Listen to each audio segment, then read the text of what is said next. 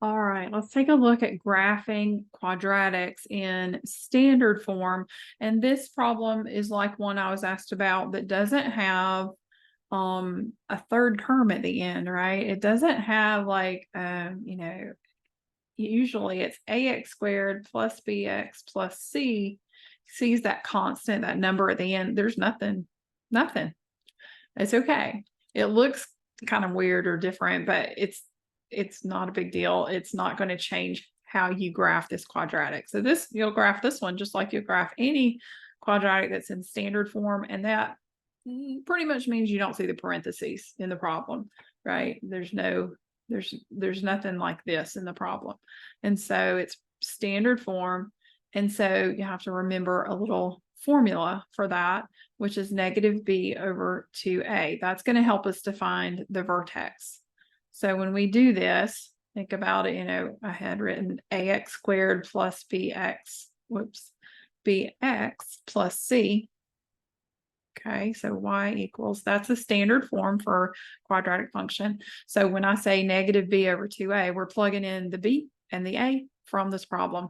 And so in this case, the b is 4, because it's the number in front of x, and the a is the number in front of x squared, and a here is negative 1.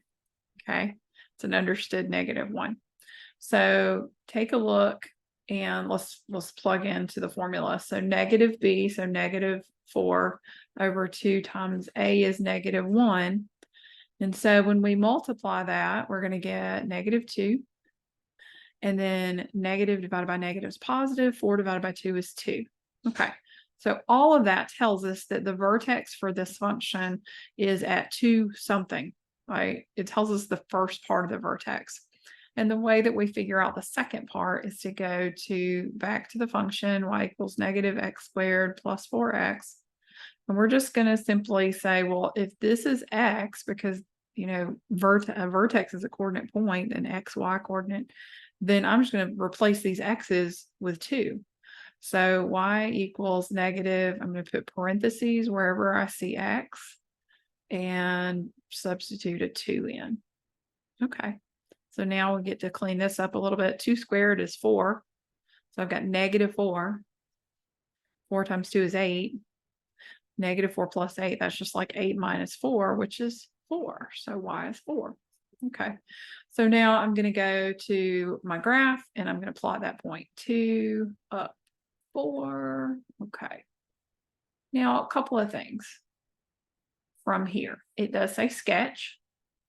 That means that our graph is we're not going to detail every single point along this graph. That's actually impossible because there's an infinite number of points on this graph. But we do know some details. We know that a is negative 1.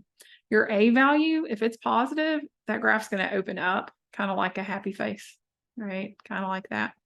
If a is positive. If a is a negative number, then it's going to flip it over. It's going to look kind of like a sad face, right? It's going to be upside down. So I know that the graph is going to go downward as it opens. And depending on, your situation, you may have to plug in some certain points for that. Or you may just be able to sort of sketch and you just want to kind of make it symmetric.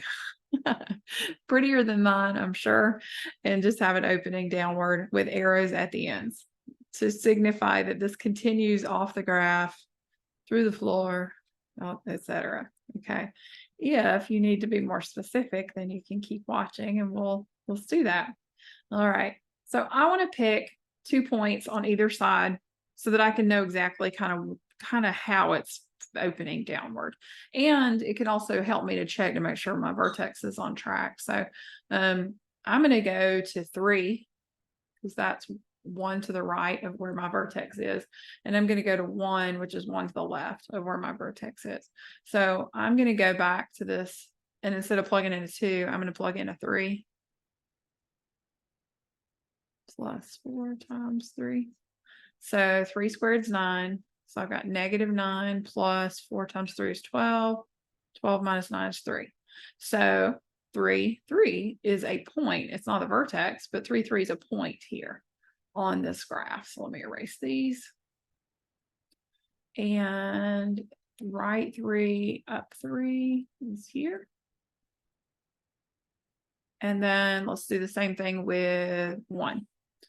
Y equals negative parentheses squared plus 4 parentheses. All right, plugging in a 1. 1 squared is just 1. Negative 1. Hope you can see this at the bottom of the screen. 4 times 1 is 4.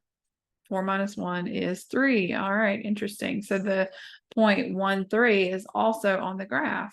1 up 3.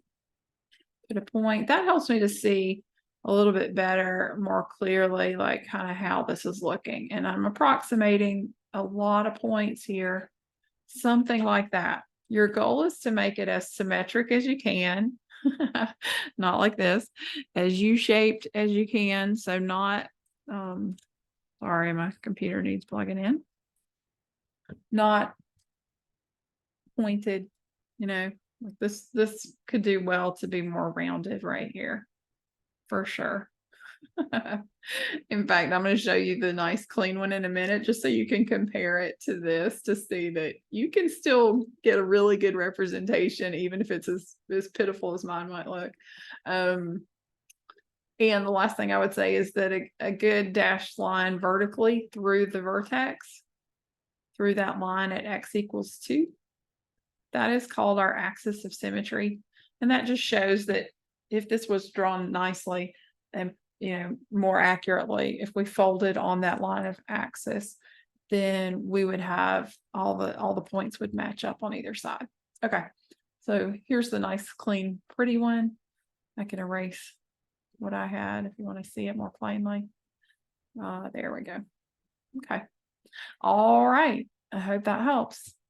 And I'll see you next time.